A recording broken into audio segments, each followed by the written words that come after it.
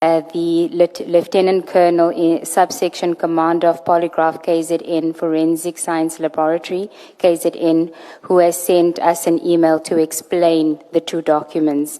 And the email came at 9:50. We only saw it now.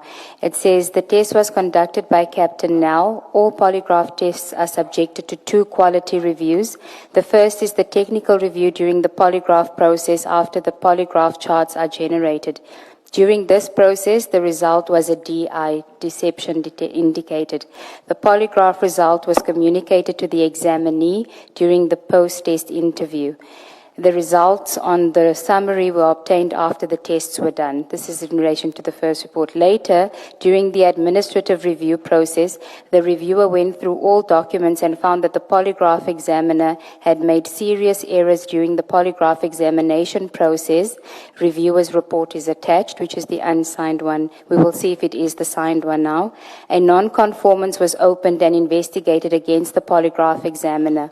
The test was considered invalid so that the examinee was not prejudiced by the errors of the polygraph examiner. The polygraph examiner in question was stopped from conducting any further polygraph examinations thereafter.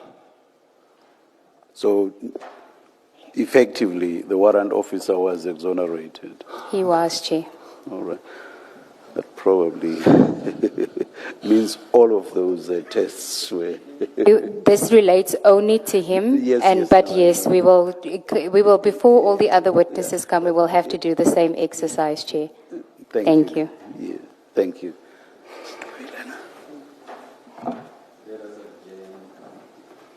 We are done with the witness, Chair. Warrant officer, you are excused. Thank you, Commissioner.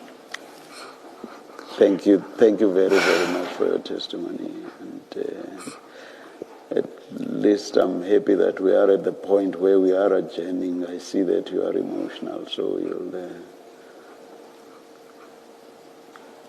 you'll find time to compose yourself now. Thank you very much again, Warrant Officer. Let's adjourn and resume at 11:25.